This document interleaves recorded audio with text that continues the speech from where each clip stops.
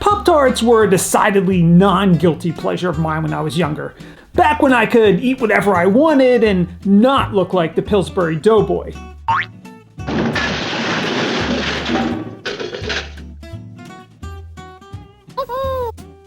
But I mean, back then, the world was a lot simpler. Kids didn't have their faces stuck in their smartphones and tablets all the time, and going outside wasn't a punishment.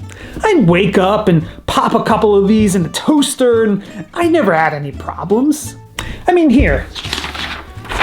Pop-Tarts Frosted Strawberry Toaster Pastries. Serving size 2 pastries. Calories, 370. Total fat, 9 grams. Sodium, 320 grams. Carbs, 70 grams. Total sugars, 30 grams? The hell? Let me get my mom on the phone.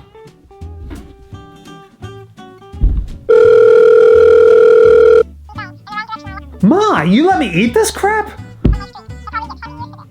No, I know you can't see it. Pop-Tarts. Every morning. No, but I mean, I was 10 years old. Nah, it was hot outside. Who wants that? Diabetes? I just like playing Nintendo. Ma, you're crazy. I mean, you go outside, you run around, you get all sweaty. What kind of psychopath makes their 10-year-old get exercise? Okay. So I'm out of the will. Okay, so it's kind of hard to see Pop-Tarts as anything other than a sugary treat. I mean, even back in 1964 when they first came out, Kellogg's called them pastries. Of course, back in the 60s, only about 1/3 of Americans were overweight and 13% obese, while today, a full 2/3 of Americans are overweight with 36.5% obese. So I don't really think the culprit here is Kellogg's. Even back in the 80s, at the beginning of the decade when I was sowing my oats and playing the NES, obesity was still only about 15%, and with everything I've mentioned, the one constant over the past 6 decades has been Pop-Tarts. Now obviously this is a gross oversimplification of the socioeconomic and societal factors that contribute to the health of a nation, but I think it's fair to say that no single food can tip the scales, so to speak. And today I'd like to try one of those foods, Pop-Tarts Lemon Cream Pie, which came out this past summer.